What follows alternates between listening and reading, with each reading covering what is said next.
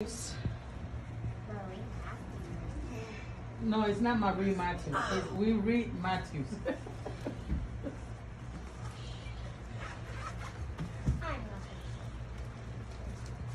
Matthew 7, verse 16. That's not nice. 7:16. Yeah. 7:16. Yes. Look at that. Look in the book right there. There you have it. Say amen. Amen. And stand up. Hallelujah. Start it. Stand on more. In the name of the Father, the Son, Holy Spirit. Amen. You can tell what they are by what they do. No one picks grapes or figs from thorn bushes. A good tree produces good fruit, and a bad tree produces bad fruit. A good tree cannot produce a bad fruit, and a bad tree cannot produce a good fruit. Every tree that produces bad fruit will be chopped down and burnt. Amen. Amen. Amen. My title is Control the Controllable. The reason why I picked this verse to match the title is because it can go spiritually and personally. If we try to control our own problems and situations, we will get bad fruits. But if we give our problems to God, we will be producing good fruits. So that's why I picked combine those two together. You know, we cannot have our own control in our lives and expect to have a good fruit, a good fruit. So I'm gonna do like more of a run through in this preaching. Y'all have to go through the chapters, but I'm gonna give a little like a play, not play, but like a little thing from each person or some people in the Bible. In Genesis chapter 3, when it talks about Adam and Eve, where God told Adam not to eat from the fruit of the knowledge of the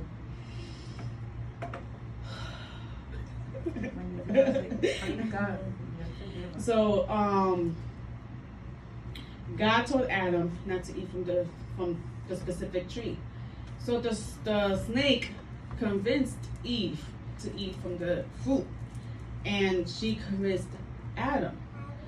So before all of that, Adam wasn't a good tree. He was in control, you know, and with himself and God helping him be in control. So he was in the good section until he was tempted by Eve. Then he became into the bad tree. Not talking about, you know, but the bad fruit that I mentioned earlier. Then no longer he was under his own control or under God's control. Now he became, you know. So I want to take that as a temptation. When temptation falls at your lap, whether God speaks to you or not, like he did to Adam, not to eat from that fruit, he fell into temptation. So whether God tells us not to do it, and temptation falls in our lap, whether we are good like Adam was, we go to the bad tree. No longer we're not in control. I mean, God's in control. Now we're in control of our own self.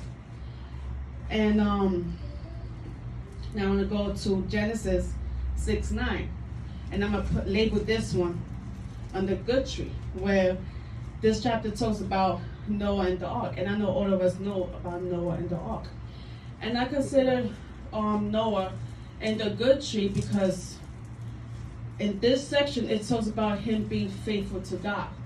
God told him to build the ark, and he was obedient.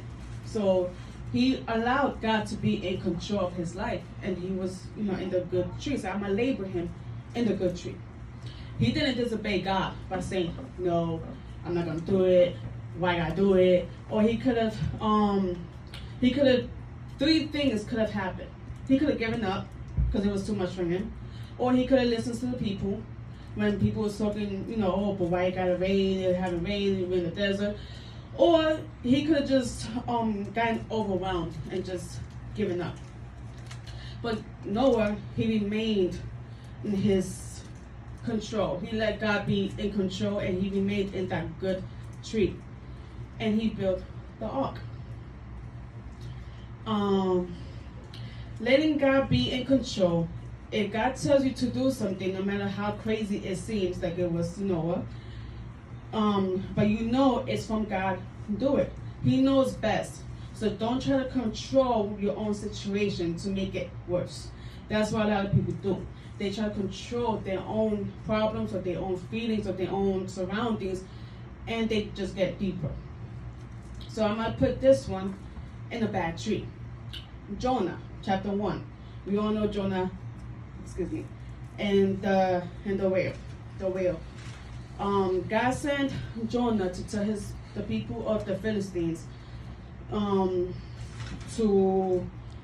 the Lord has seen your terrible sins. You are doomed. That's what God told Noah to tell his people. And Noah decided to run. You can run from God. So what happens? He decided to run, hide, and he sent a whale to swallow him. So Jonah. I was like, wait a minute, I was completely lost in there. No, because I said in the beginning, I'm gonna mix up. Like, I'm just adding people, not telling the whole story. I'm just adding people, like what their situations, like how some people was under control, like Noah. He was under control. Adam, he was somewhat in control until he fell into sin. Jonah, I consider that always in sin because he fled from God from the beginning. So that's what I'm doing. I'm just picking. So Jonah, he was in the whale for 3 days and 3 nights until he was praying to God, begging God and asking for forgiveness. And God told the whale to so the whale threw him up. And then God said, okay, now tell my people what I told you earlier. So he obeyed God, and he went and told his people the message that God wanted his people to hear. When we don't listen to God, there are consequences, whether we like it or not, like happened to Jonah. He was in the bad, I'm going to put him in the bad tree, because he was under his own control. He wasn't controlling the controllable, which was, okay, God, I'm going to do what I have to do, and then you do the rest. He was like, no, I'm in my own hands. I'm going to be in the bad tree, and I'm going to do what I have to do until he got swallowed up by a whale. So when we don't listen to God, when we don't do what we have to do, there's going to be consequences at the end, because God speaks, and he only speaks once. And if you don't do it, you're not going to be swallowed by a whale, but things is going to happen. So I'm going to go to Judges chapter 16, where it talks about Samson and Delilah. This is another favorite story of mine, and I know we should all know it. And if you don't know it, then you can just look it up. But Samson, he was strong, but because of his hair. And Delilah was trying to tempt him all the time, trying to find his weakness. And he wasn't telling her his weakness. So she would do like little things like, okay, I'm gonna tie you up and act like I'm being attacked, and see, nothing happened. He ripped up the ropes, nothing happened until Samson gave into that temptation. So I'll say he was in between, just like Adam. He was in between. He was in control. He was in the good fruit until he let the woman, to tempt. So Samson was in control. He also let God control, so he was doing the controllable. He was able to control what he was able to control and allow God to do the rest. So he gave in, finally he gave in, and he confessed, it's my hair. My hair is my strength. If you cut it off, I'll be weak. So she put him in a deep sleep, and she did her act, told the guards and blah, blah, blah, and his hair got cut off. So they tied him up, and they poked out his eyes, locked him up, and he was going through a hard time at that moment. He was being bullied, he was being laughed at, and everything. So he prayed to God. He was like, if I die, I want to die with the Philistines. So he went to the 2 columns, and right there, he got his strength, because they forgot during the process his hair was a strength, so his hair started to grow. So when he was on the 2 columns, that's when God gave him the strength again. And at that moment, he killed more Philistines than he ever did in his entire life, including himself. But he got what he wanted, to die with them. And so I put that in the middle, like I did with Adam. If you are in a good tree, like Adam and Samson was in the beginning, letting God control your situation, and you give in to temptation, turning God away, things will turn out bad, left and right. You question yourself and God, but no reply until you come back to God. And like Samson, he will give you back the strength to defeat your enemies. At some point in these examples, sorry. At some point in these examples, I gave like Jonah and Adam. They tried to control their own problems. Adam hid from God, and Jonah too. God told them to do one thing, and they didn't listen. Consequences came to them, but Noah let God be in control.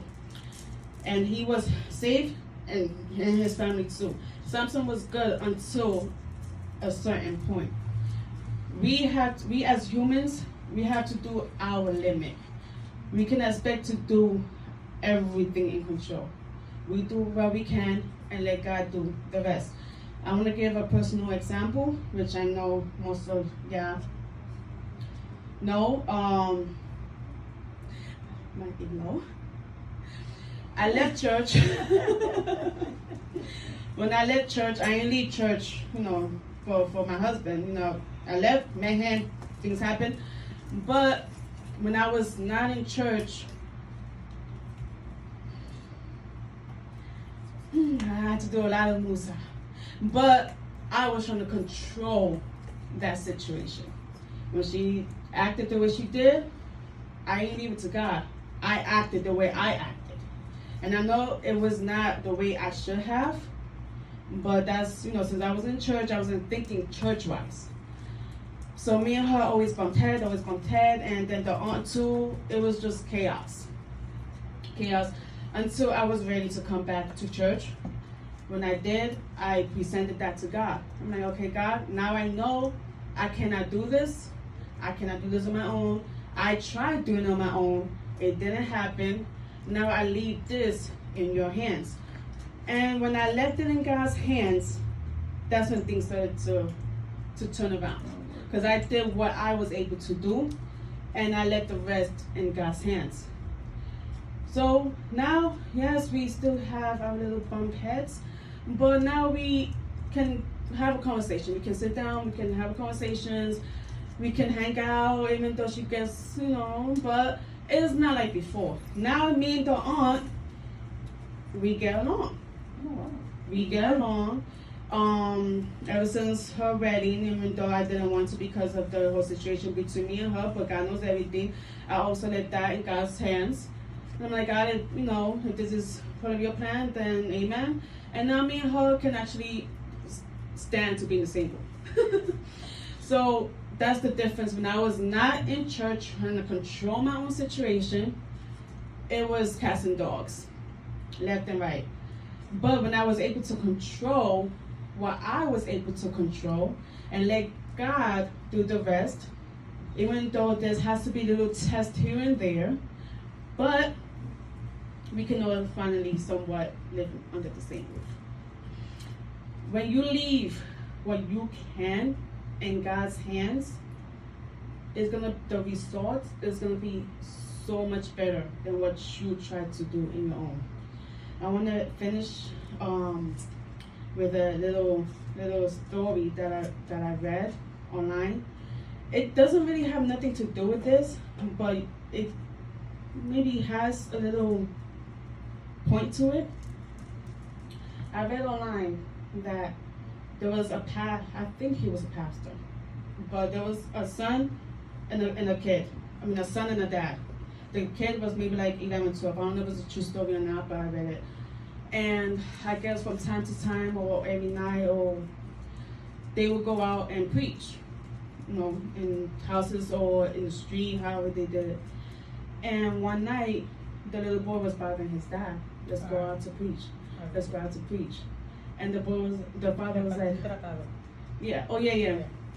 And the boy was like, no, it's raining, it's late, let's go. So I read this a while back. I was trying to find it again. So if you remember that I missed, you can help me out. Now that you know what I'm talking about. And the dad was like, no, it's late, it's raining. Let's just let's do it tomorrow. But the little boy was insistent. He was like, no, let's go. So the dad was like, okay, you go on your own. Maybe you want to go that bad, you go on your own. So he did his thing, and there was this one house that the little boy was stuck on. He knocked.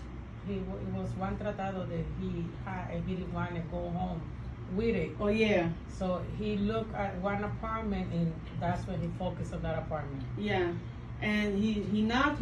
He stood there for a while.